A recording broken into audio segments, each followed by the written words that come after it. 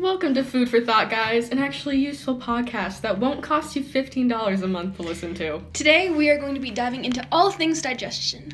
Of course, it always starts with eating, which, Lindsay, you seem to be doing right now. I'm extremely hungry, of course, like what's new, and I'm eating some banh mi because it's delicious. And what exactly is in that food? The listeners want to know. Well, it's a Vietnamese sandwich with steak, cilantro, carrots, green peppers, mayo, and it's all between two lovely pieces of toasted bread. That has all the essential nutrients, if I'm not mistaken.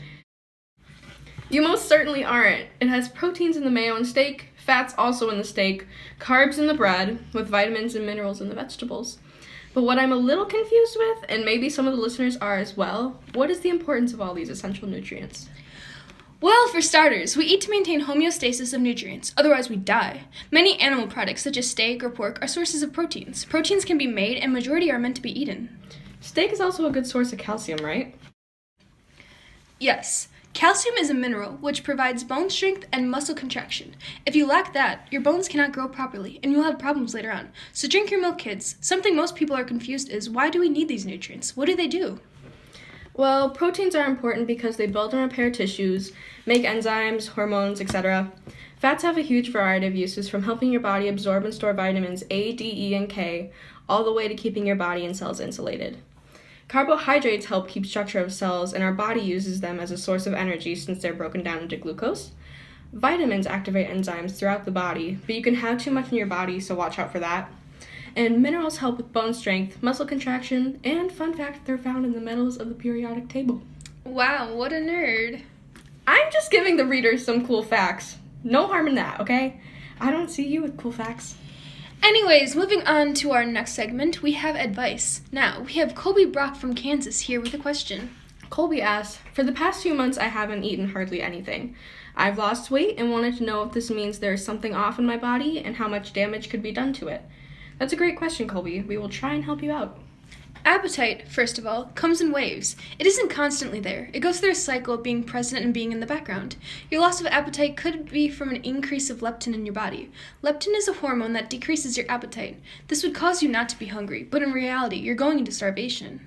Your ghrelin and neuropeptide Y could also be the culprit. Ghrelin is a hormone secreted by the stomach and signals hunger in the brain, and a lack of this would mean you don't feel hunger. Neuropeptide Y is a similar hormone that is secreted in the brain that stimulates food intake. If you didn't have enough of this, your body would have a lack of energy and wouldn't go through digestion. All in all, if you continue not giving your body the nutrients it needs, it will start to shut down and permanent damage can easily set in. Go to your doctor to see what is the proper next step in getting your appetite back. Good luck, Colby. Okay, our next segment is where the true classroom education comes in, guys. Some people have sent in mail expressing their lack of knowledge on what really happens at each stage in digestion, as well as why those little parts are important to our everyday lives. The first step is chomping down on some food, also known as ingestion. It could also be known as a part of a mechanical digestion, physically breaking down the food. The other kind of digestion is chemical, the absorption of vitamins, activations of enzymes, and the storage of energy, as well as many others. Your teeth will start to break apart the food, breaking apart the enzymes, as well as many others. Complex sugars, that is. You may not be hungry, but your body still needs food to survive. Once you do that, your body will start to digest the food and travel down the esophagus. If you started to swallow, it will travel down in a process called peristalsis. Peristalsis is the name for the act of your esophagus or other organs contracting in waves that push food and other body fluids through to the next part of the body. This stage begins in the digestion process. The next part of your body that is involved is the stomach. The stomach mechanically digests foods by churning and chemically digests foods by using enzymes to digest complex proteins. These enzymes come from specific cells, and they make an acid compound called gastric juices to digest food. At this point, your body is in the stage of digestion since your body is breaking down food. Once you are finished with digestion, your food goes through the absorption stage, where the goal is to convert any food molecules small enough to be absorbed by the intestines. So let's start with the small intestine. The first is the duodenum. Enzymes deal with sugars at this stage, and the gastric juice is mixed with pancreatic juices. This helps neutralize it. The jejunum, which deals with the absorption of nutrients. Lastly, it will travel to the ileum, where nutrients are primarily stored.